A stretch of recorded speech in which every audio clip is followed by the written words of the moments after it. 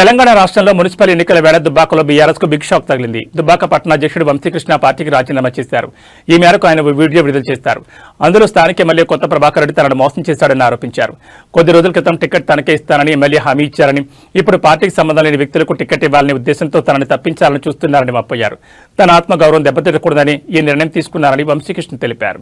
Dubbaka municipal ఎన్నికలకు సంబంధించి ఒక కీలక నిర్ణయం తీసుకునే పరిస్థితుల్లో నేను బీఆర్ఎస్ పార్టీ దుబ్బాక మున్సిపాలిటీ అధ్యక్షునిగా రాజీనామా చేస్తున్నాను.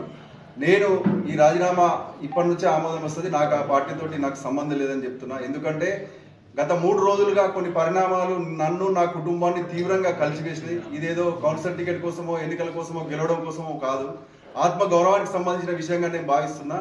ఆవేశంగా తీసుకుంటున్న నిర్ణయాలు కాదు, ఇది పూర్తి ఆత్మ గౌరవం కోసం మాత్రమే తీసుకున్న నిర్ణయం ఇది. నేను టికెట్ ఆశించడంలో తప్పు లేదు, టికెట్ కోసం నేను ముందుండడంలో తప్పు లేదు.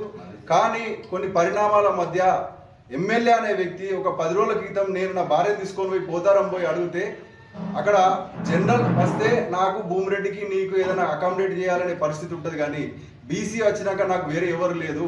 నాకు ఆ వ్యక్తి ఎవరో ఇంకో వ్యక్తి పేరు అంటున్నావు, ఆ పేరు కూడా నాకు తెలియదు. నాకు బీసీ వస్తే నీకే టికెట్ ఇస్తా అని చెప్పి నువ్వు పని చేసుకోపో అని చెప్పిన వ్యక్తి 10 రోజుల క్రితం కొత్త ప్రభాకర్ రెడ్డి గారు.